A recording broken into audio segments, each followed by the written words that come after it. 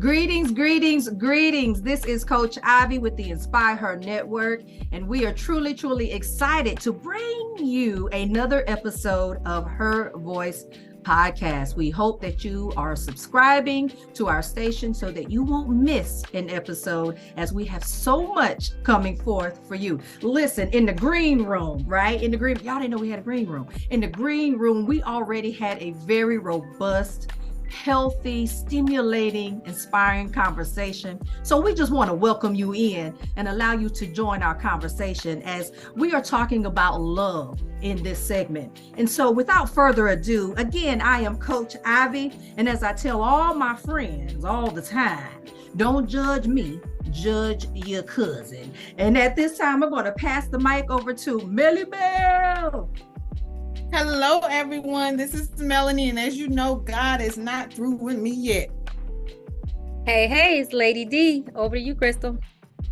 Hello, I am Crystal, and on this segment, we are going to discuss love, like, lust, the complexities of her. With that being said, let's get right into this, ladies. Let's go ahead and define. Y'all know we always have to define our words, right? Our topics. Let's get right into, help us out, Melonie, by defining love. Well, love is an intense feeling of deep affection. Also, know that 5,000 years ago, love was called Lufa. It was Europeans, they were called the Proto-Indo-Europeans. They called it Lufa. When it was to the English language, they started calling it Lufa. Oh, well, isn't that interesting? Okay. So give us that Webster definition one more time, Melonie. An intense feeling of deep affection. An intense feeling of deep affection. So love, according to the word, check this out, is love is patient and kind. Love does not envy or boast. It is not arrogant or rude. Now that's right. So when you think about the everyday common Webster definition of love, that doesn't exactly mirror love defined biblically, now does it? So I thought that was interesting. So, I mean, just what are your thoughts on that, ladies? What are your thoughts? I know when I was reading up about love, because this would be my first time actually looking up love. Wow. They really basically said it was for procreation. So the human race could continue on. And I was like, but I don't think that it's so many forms of love and so many things of love. One thing on it. And I think that's why Webster defined it with that deep affection, intense, because they only thought about it for procreation. So I think for me, I always look at those love languages that people talk about, the 5 love. And I always wondered, like, what do you ladies think your love language is? I'll tell you what the 5 love languages are, and then you tell me what yours is. So You got affirmations, act of service, receiving gifts. Who don't like a good gift? But that's not mine. Quality time and physical touch. Love it. So you bring in love languages. I know mine. And mine is and you usually have like a primary and like a secondary-ish or 2. And so mine is gift giving. So I like to give gifts just as much as I like to receive them. That's usually how I express my love. But also I'm really big on quality time. Really big on quality time as well. I always struggle with that question because I feel like it's like a balance with me. I can identify with every language, and I guess maybe sometimes it kind of depends on what's going on with me or the relationship and the context of that as to kind of what I prefer. Interesting. I can get with that. Yeah, I'm about there with you, D. For me, my first one would be quality time. And then the second for me will probably be physical touch and affirmation. So kind of between the two. And then thirdly will be, what was the first one you said, Melonie? The acts of service.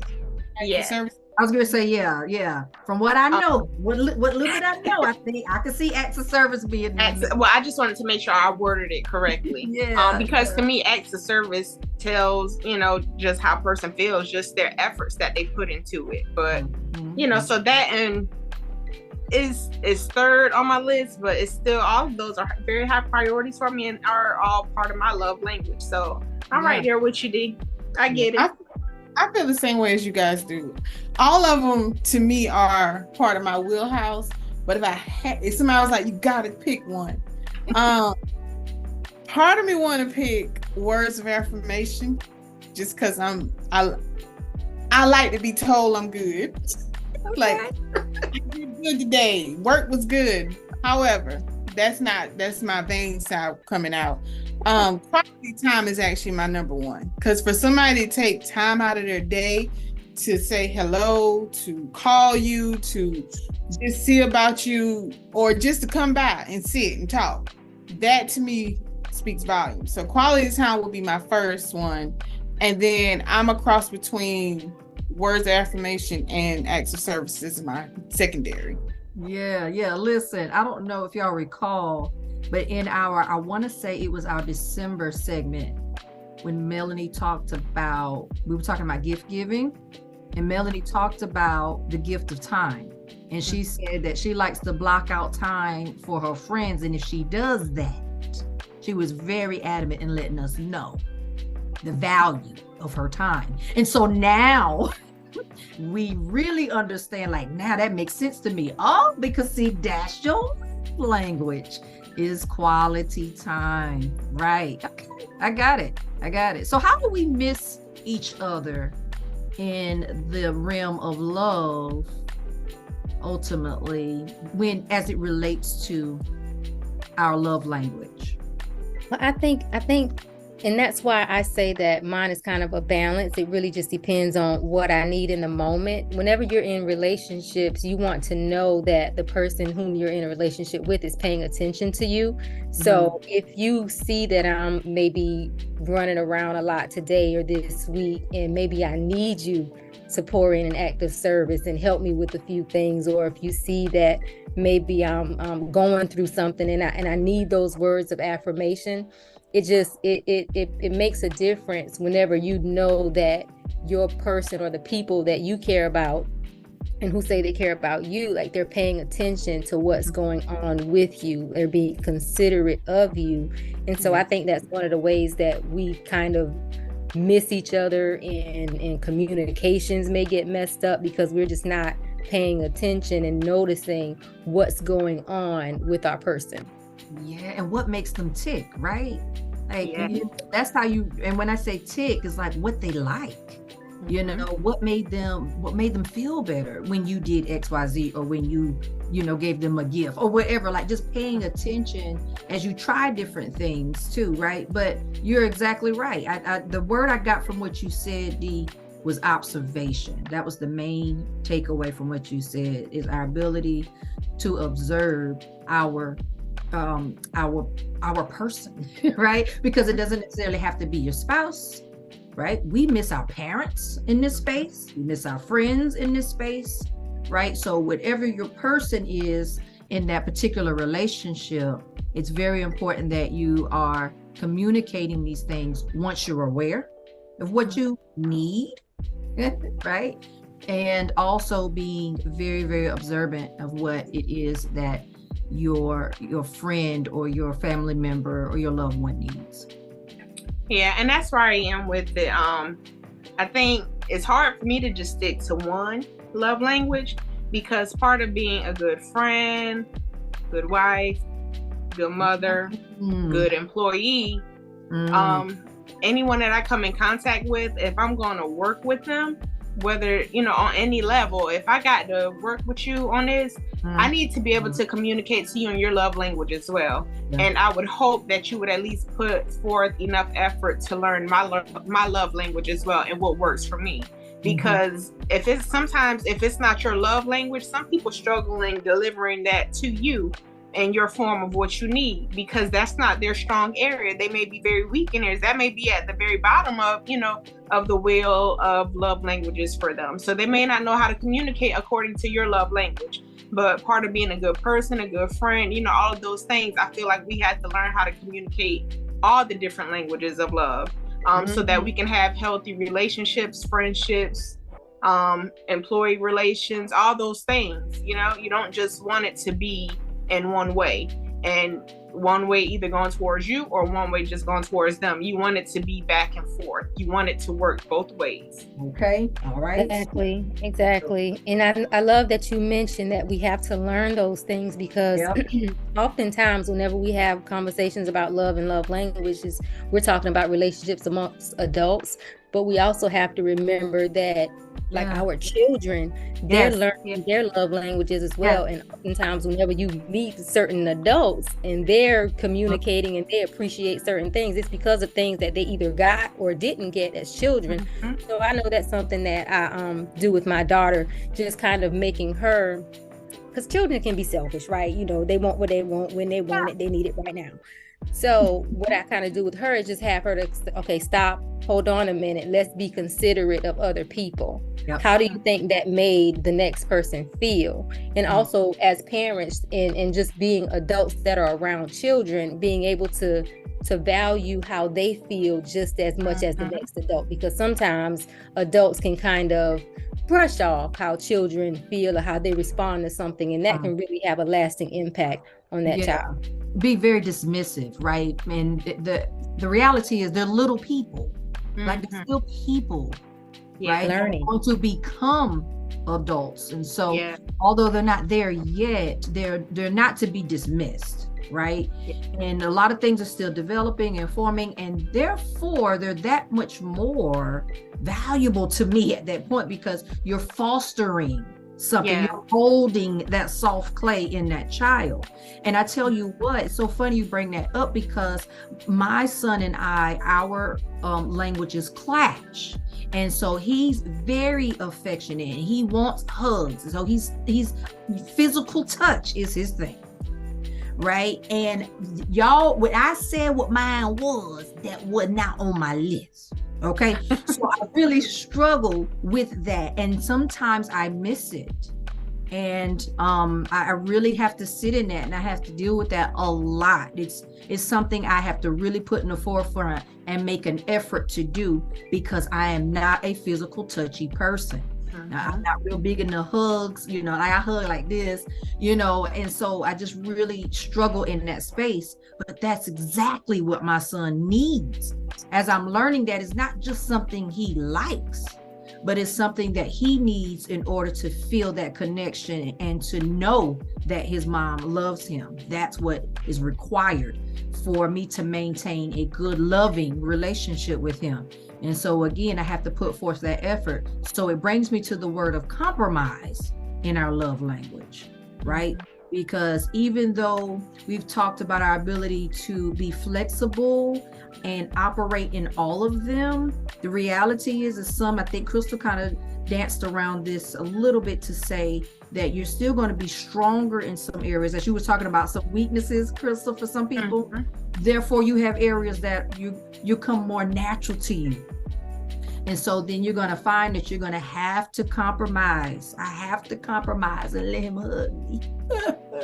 Right? And so, and some days are better than others. Some moments are better than others. It goes back to what Dee said. It depends on where I'm at, where my mind space, what I'm thinking about, what phone conversation I just had. Like, a lot of those factors go into it too. But we do have to compromise in the love language space, just like any other compromise that we are practicing in our relationships too. And when you said that, it brought, when Dee said something, talked about her daughter, made me think about my nephew. his love languages are, his first one is physical touch, and his secondary is gift receiving. So that's his thing. But you do have to be mindful, because do you know you can actually turn people love negative? And this is why I say this, because me and my sister, we tend to play hit each other sometimes. And unbeknownst to us, he was watching us. And so he said, Mimi, why did you hit Nana? I said, because I love Nana. That's why I hit Nana. That's a love tap. And so he said, so am I supposed to hit people I love? I was like, oh no. So you have to be mindful, especially with, like you say, little humans growing up, because they're learning.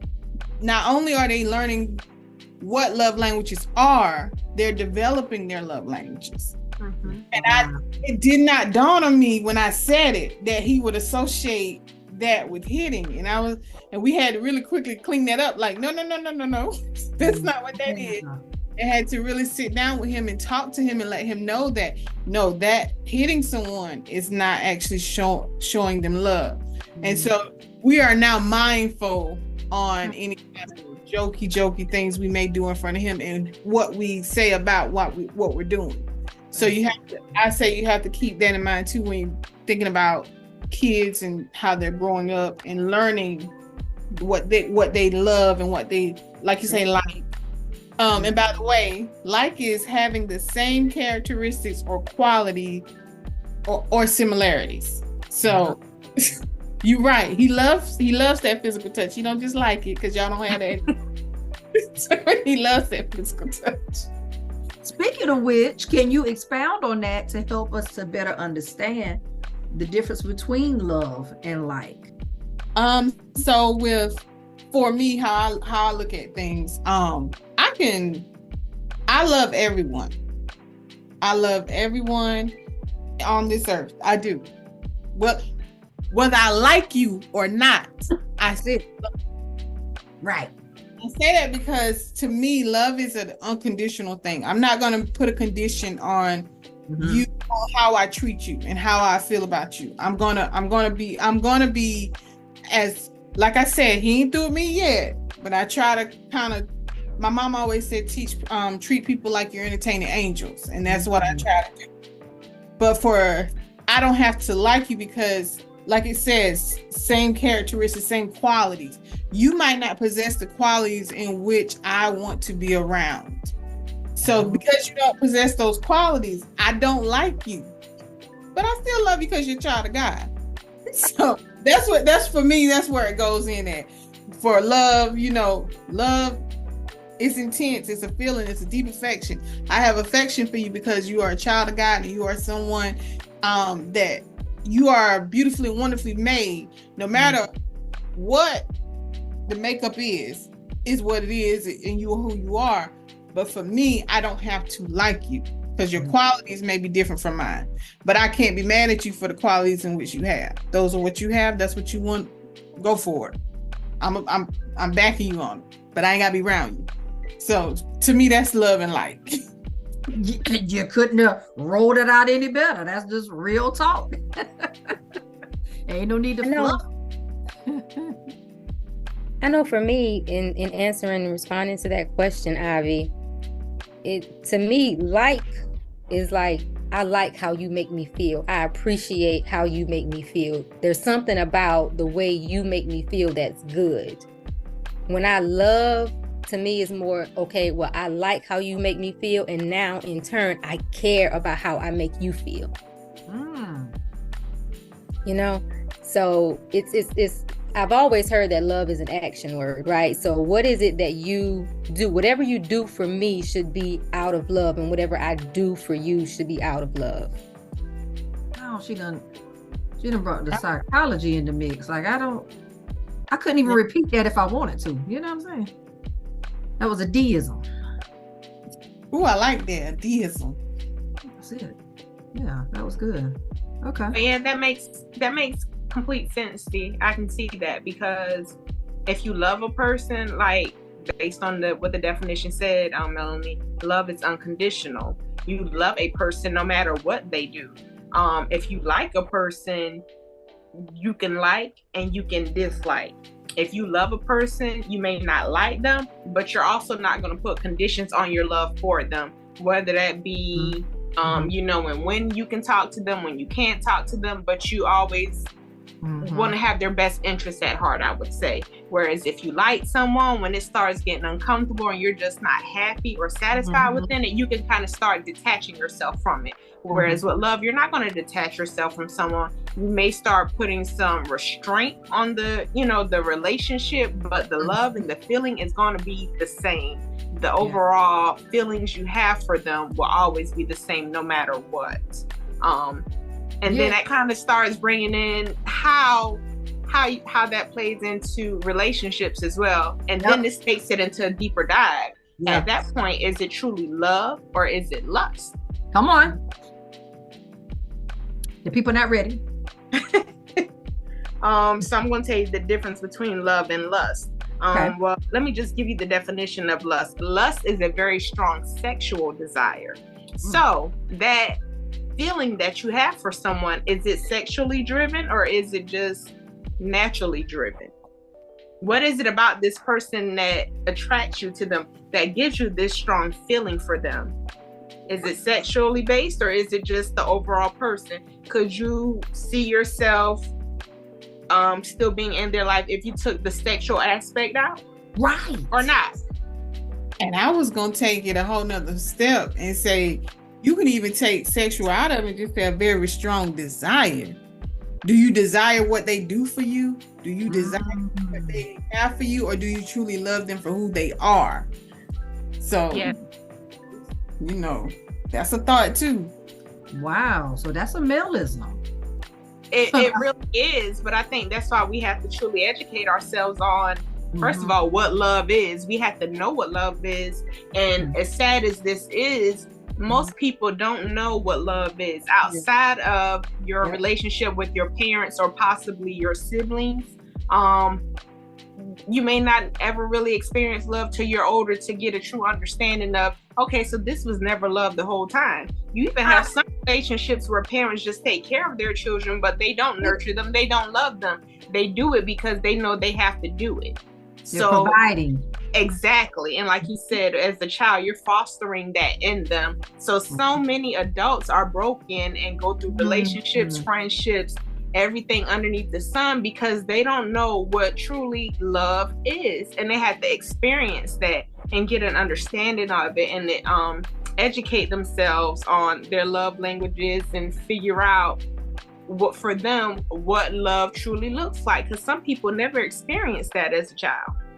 Right. So then you find a lot of people lusting their way. Exactly. Life and relationships. Yes. Yeah. Yes. They don't know the difference. And don't. Right. Right. Yeah.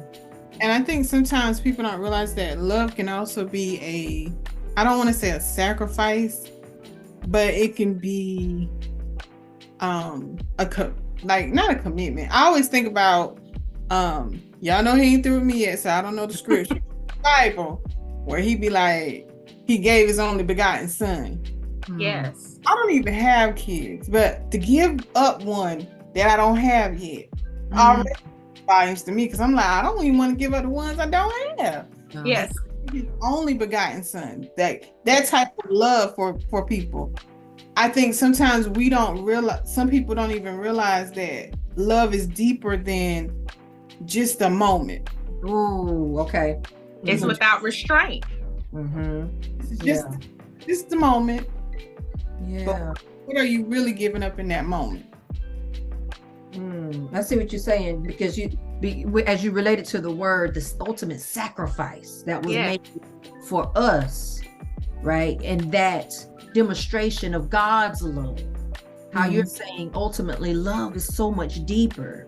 And Melonie, I can't help but to think how many of us will never truly understand the true capacity of that kind of love, right? Agape love, you know? And it's self.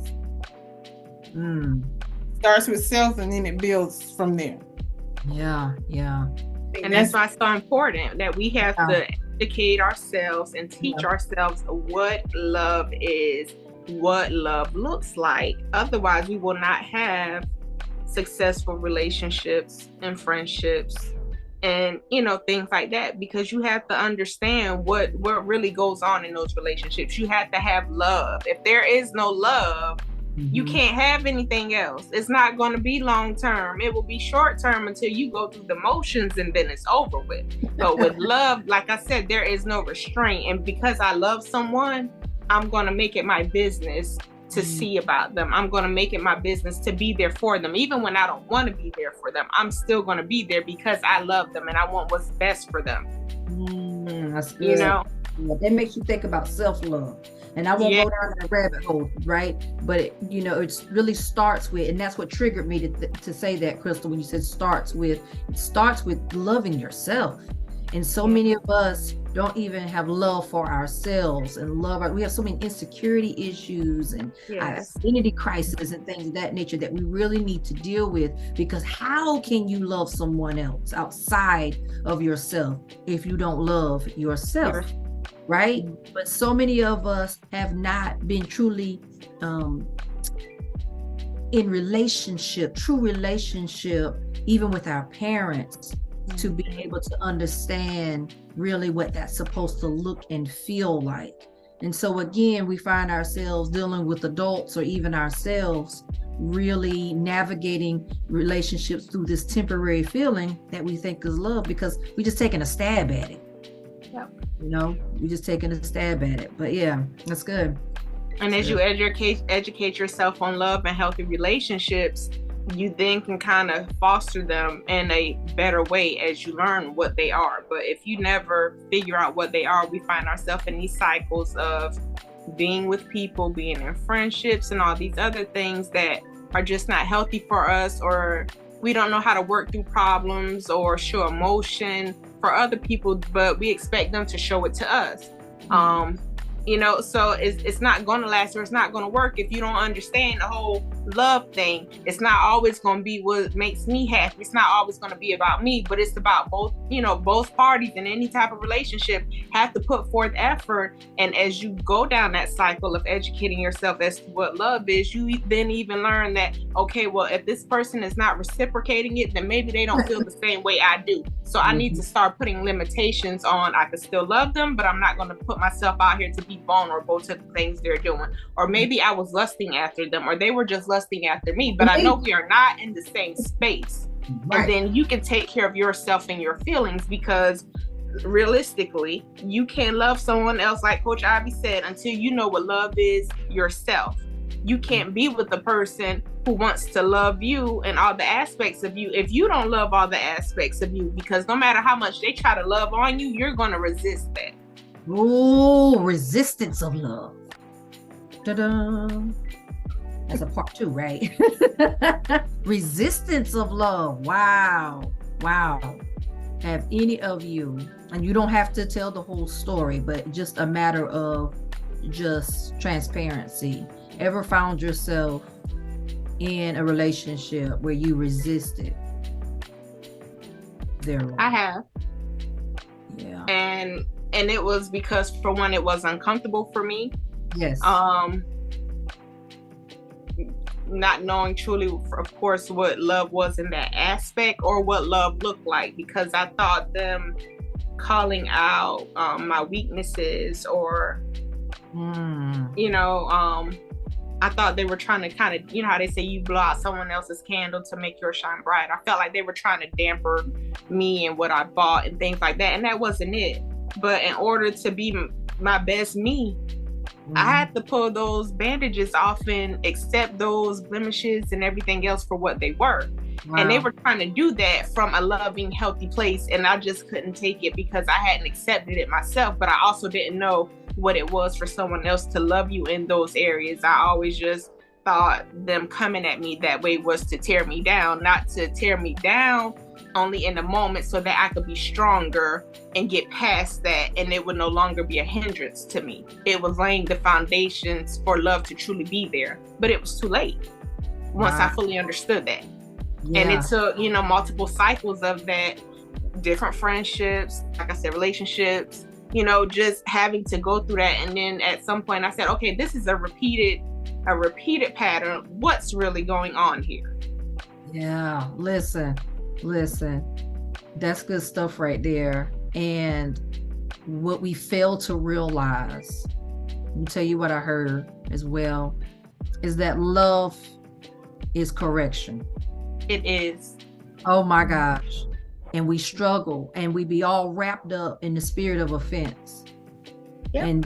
And so then we get lost in that, and we begin to push away. Yeah, those that love you. Those that are trying to love you. Trying to love you, yes. Wow, that's good. That's good. Lady D, do you have anything to add to that as we get ready to wrap up? Any thoughts? I can certainly relate to what Crystal just said, just having been in a situation or situations where I've resisted love from other people. Also, just sometimes feeling unworthy of it, having gone through different experiences and knowing just different things that I had gone through, and just feeling like, well, maybe this person, they don't know me, and if they love me, then they're going to want to get close to me. That means they're going to want to know me more. Yes. Not feeling comfortable with people getting that close. Oh, that's good. And you mentioned self-care earlier, Abby, and I think that is really what it all goes back to, just being able to understand our worth, being able to understand our value, and being able to understand that no matter what we've gone through, it really doesn't matter. We're still valuable. I love that there's like a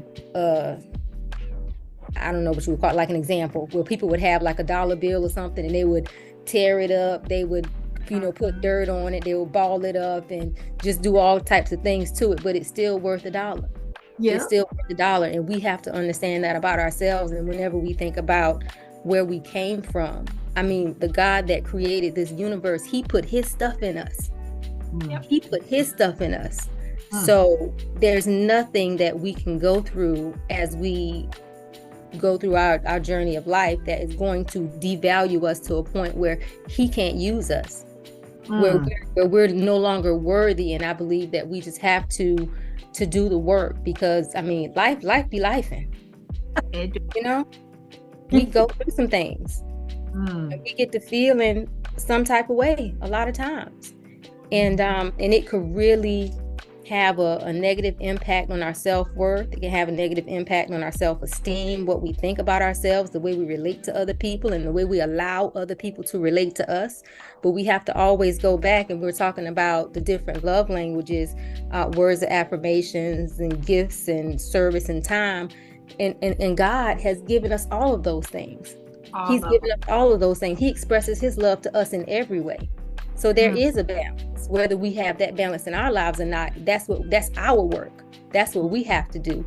So, self-care and going back to the core of who we are and knowing what God gave us is, I think, probably one of the best ways that we can start to heal from some of that trauma, so that we can love better, so that we can live better and relate better to the people around us and our loved ones. My. Listen, Mel, I didn't know what I was getting into when I passed Lady D the mic. That was good to me, and I hope it freed somebody as we all listen on, as it definitely stirred up something in me. So thank you for expounding on that. Thank you for pouring back into us. I felt poured into just now. It said to me. Yes. So any final words before we end this awesome segment? I think we're going to have to do a part 2. I really do. I think we got to continue this conversation. But before we close out, Crystal, Mel, anything you would like to share? Just that Lady D just, took me. Okay. Yeah. I wasn't ready. I really wasn't ready. I'm just sitting here kind of thinking about the stuff she said, and I'm like, yeah, pretty much. I don't have anything to expound on. And I love when she was like, God give us, like, we're asked to choose our love language, but God gives us all of those languages. Ooh. He gives us all of those. And that's what we need to strive towards. Being able to not only receive them, but also give them. The challenge. I just put me to the challenge. And that's a challenge. It definitely is a challenge. But, you know, and just all of this and where we've gotten so far, you know, I always try to apply it back to the word. And in order to grow in the word and to grow as a person, you need to learn what love is. Yeah. And in order for us to be able to grow just overall as a person, to fully understand the full capacity of God and his love for us, you know, what Melonie has said, for God has gave his only begotten son, like that in itself is just enough to tell you how strong his love was for us. So as we dig deeper into ourselves to try and grow and get closer to him, we just have to think about that love that he had. If we could just portray and love on somebody else just the same way he did to give that love for us to be here, we'll all be better people, and we all will grow stronger in our faith just based on love and love alone. As we close it right there, yes and amen. As we all have been challenged to go inward and ask yourself, how am I loved? Hey, what does my loving look like? This is good to me. I think we're going to continue this conversation as it was just getting good. I know I hate to cut us all off, right? But listen, I know you listeners have other things to do as you are probably on your way to work, or you're probably at work on your lunch break. So stay tuned. This is a great opportunity to subscribe to the station so you won't miss the next segment, part 2 of this conversation. Thanks again for listening. Again, we are Her Voice Podcast, and we thank you so much for being with us, learning and growing with us as we continue to develop our voice in his kingdom. Again, I am Coach Ivy signing off with the Inspire Her Network. As we always say to you, be bold, be courageous, and as always, be inspired.